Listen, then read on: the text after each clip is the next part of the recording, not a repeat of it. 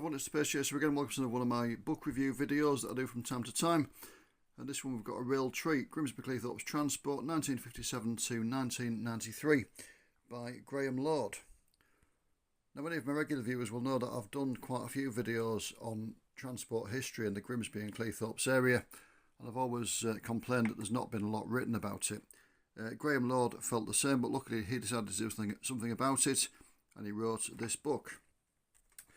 So what we've got for a cover price of £25 is a softback book with 176 pages, and we'll have a look at it. Before I start, I should just explain the dates in the title to anybody who's not familiar with Grimsby and Cleethorpes Transport.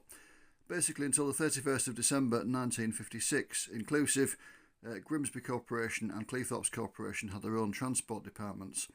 They'd been talking for quite some time about amalgamating them, just having one between them, and that became a reality from the 1st of January 1957, so that's the significance of that date. It remained operated by the two councils. Around the time of deregulation, they were required by the government to set up an arm's length company, so it was run like a normal private company, but the two councils owned all the shares, and that lasted until 1993 when the government encouraged, shall we say, them to sell it to the private sector.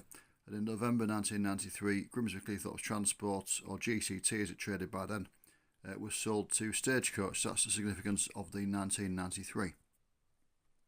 So as you open the cover, there's a map of the services that ran as on the 1st of January 1957 when the Joint Transport Committee was set up between Grimsby and Cleethorpes Corporation. Then there's a foreword by Les Warnford, who joined GCT as Traffic Superintendent in 1982 and then became Operations Director 4 years later. He left in 1988 to go and join Midland Red North, but then he came back to GCT in 1990 as Managing Director, and he was still in that post in 1993 when it was sold to Stagecoach. Stagecoach recognised Les Warnford's talent and moved him on to be manager of various larger companies, and then in 2000 he became the Managing Director of the Stagecoach Group UK Bus Division, a role which he retained until 2013 when he retired.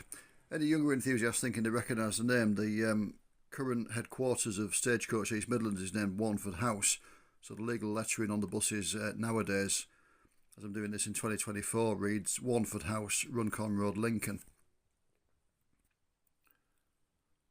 A few photographs there, as you can see, illustrating the various liveries used over the years. So we get on to Graham Lord's introduction, a brief overview of his interest in GCT and why he chose to write the book. There's a bit of background, a story up to 1957, as I say, when the Joint Transport Committee between Grimsby and Cleethorpes was formed. Some more photographs, and then we start with the main chapters. So the first of them, Charting the Changes, is basically a year-by-year account of what happened to GCT with some illustrations as well. And that goes all the way through to 1993. And basically there's everything in there that happened in the years in question. So there's the vehicles that were bought and came into the fleet, there's the vehicles that left the fleet, there's management changes, the main route changes, all the routes dealt with in a different chapter, but the main kind of route developments and things are in there. Any accidents and things that happened that were noteworthy. Strikes, there were a lot of strikes in those days. You could just walk off the job, and the bus crews of Grimsby and Cleethorpes chose to do that quite often. So there's that, the industrial relations problems, and there's also the financial situation, which wasn't always great in the sort of council days. It shows you the problems they had, as did most bus operators, with falling passenger numbers as more and more people got cars and televisions and chose to stay in on a night rather than going out by bus to the local cinema and things like that. And it shows you, they put the fares up to try and make up for the loss of revenue, but then each fares increase would result in another loss of people as more people decided not to pay the extra fare. So it charts all that. It tells you the financial results for each year. As I say, in the main council sort of days, they varied from making a modest profit to making a stonking loss. in good years they made less of a loss than they imagined they were going to. That changed with the arm's length company. The arm's length company became very profitable, as is charted in this book. Indeed, when it passed to Stagecoach, it became one of Stagecoach's most profitable subsidiaries for quite a few years. But all of that turnaround in fortunes and all of the main events, as I say, are done in this year-by-year account. In 1988, GCT bought Peter Sheffield Coaches of Cleethorpes as well, so they're also included in this book from that time onwards. And then at the end of this section there's the fleet that was transferred to Stagecoach. And then following that there's a brief section just charting the main events of the Stagecoach era and some photos of the old Grimsby Cleethorpes Transport GCT fleet in Stagecoach livery. Incidentally, Stagecoach weren't the highest bidder, but there was an incentive given by the government to try and get people to privatise their council-owned arm's length companies, which was that if they did it by the end of 1993, they could keep all the money rather than paying a chunk of it to the government. Now, the highest bidder for GCT was actually East Yorkshire Motor Services EYMS Group, but they couldn't guarantee to finish the transaction by the 31st of December, whereas Stagecoach could, so it went to Stagecoach. You imagine, knowing Brian Souter, that he would have walked into the council offices with all the money in a carrier bag if he needed to. But he could guarantee that they'd complete the sale in time, so as I say, Stagecoach got it. There's some appendices following that section. You've got the driver training vehicles timeline, when the individual vehicles served as driver trainers, the named coaches in the Peter Sheffield fleet, the list of dates of conversions of services to what was known then as one-man operation, but later became one-person operation, OMO or PO. The list of managers, the list of the private and cherished registrations that were put on the Peter Sheffield coaches, directors, the type of ticket machines they used, and then there's a section on the routes. Now it says in this that it's not a comprehensive thing, but it's not far off at all. More or less everything you need to know about the routes they operated is here. It starts with a list of routes on the 1st of January 1957 when the Joint Transport Committee was set up, and it carries on through this. There's a bus network evolution through the decades. As I say, more or less everything you could need to know about the routes is in there. Towards the end of the route section, you've got the bit where Roadcar, Lincolnshire Roadcar as it used to be known, pulled out of Grimsby and then decided to reopen the depot there and come back in again. There was a brief bus war with them where they ran in competition with GCT, and then as it shows there, they settled down. They came to a bit of an agreement and coordinated the services a bit better. And then finally for that section is a list of the services that were running on the 18th of November 1993 when it was sold to Stagecoach. We then go on to a livery guide. Grimsby Cleethorpes Transport painted the buses blue and cream at first. There were various different applications of that over the years. Some of the Leyland Fleetline buses were painted blue and white because the bodybuilders Charles Rowe of Leeds made a mistake and put white on instead of cream. But actually GCT kind of liked that, so they asked for the next two batches to be done like that as well. The blue got progressively darker towards the end to try and make it wear a bit better. All the livery there is, all the livery information is there. There's a little bit of publicity in the middle of there. One of the stylised maps that they used to give out to passengers in GCT days, and some bits of fare tables and things like that, leaflets. And then back to the livery bit there. In the early 80s, they went for a caramel and cream colour scheme, which was designed to hide the muck, as cynics said, by painting the buses in the colour of muck to start with. And then in 1985, they went to an advertising agency to try and get a bolder image for deregulation, which was something that was more or less unheard of in the bus industry at the time, and particularly in the council sector. They came up with putting black and orange stripes onto the caramel and cream livery. They also wanted a logo like a cartoon character type thing. They made a suggestion which was rejected for reasons that are in this book. If you want to find out why, you will have to look in the book. But what they settled on was a parrot called Clippy. And there he is with his family getting onto a bus. And then in 1987 they went onto an orange and white livery style. As I said, there's a full list of all the liveries and all the buses that were painted in them. There's the paint dates of the vehicles. It includes Peter Sheffield livery from the time they took Peter Sheffield over as well. But yeah, it's a very, very comprehensive listing. It shows you the exact dates that the buses carried the liveries. There's another section on special liveries, that's commemorative ones and all over advertisements as well.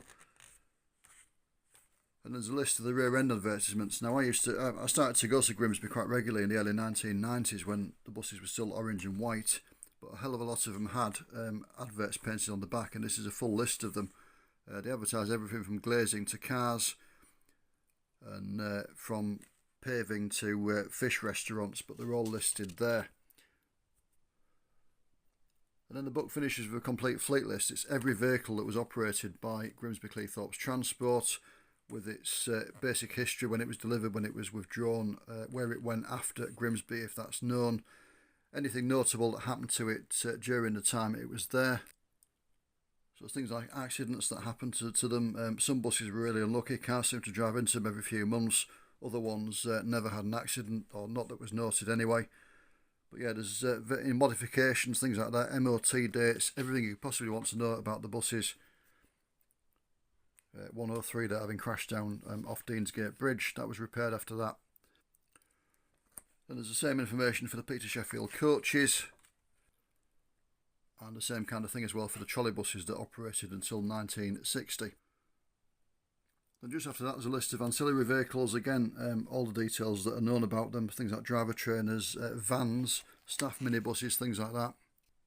And then finally inside the back cover we finish in the way we started, with a map, in this case of the services at the end of GCT operation in 1993 when it was sold to Stagecoach.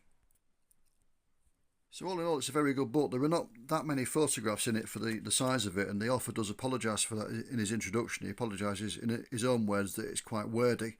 In other words, there's a lot more text than there is photographs.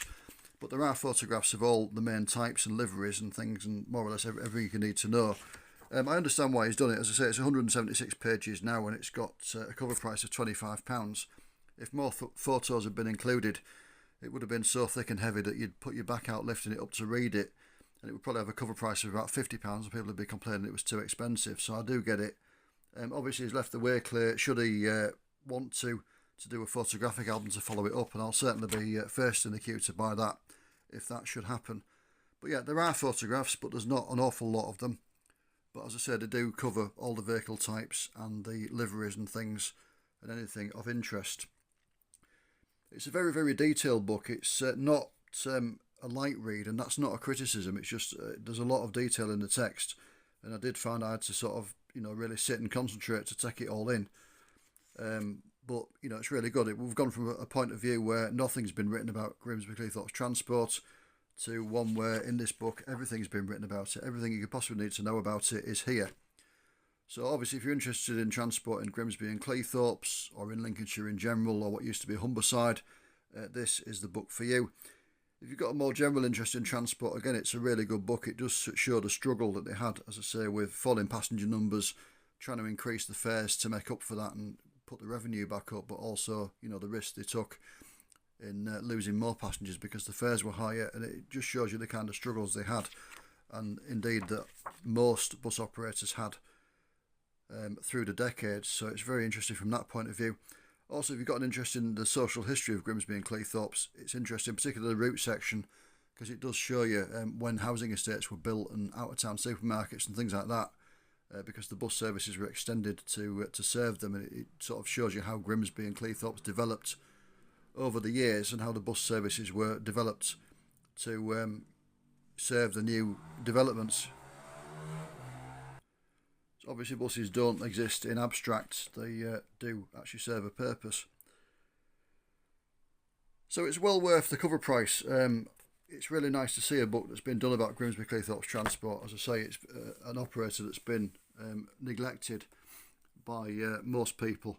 So it's very, very nice to see. As I say, it is £25. Most places will charge you postage on top of that. It's available from Amazon. It's available from some of the booksellers. I know MDS Books have got it. You can also get it directly from Graham Lord himself. His website is gct113.com, I think, or .co.uk.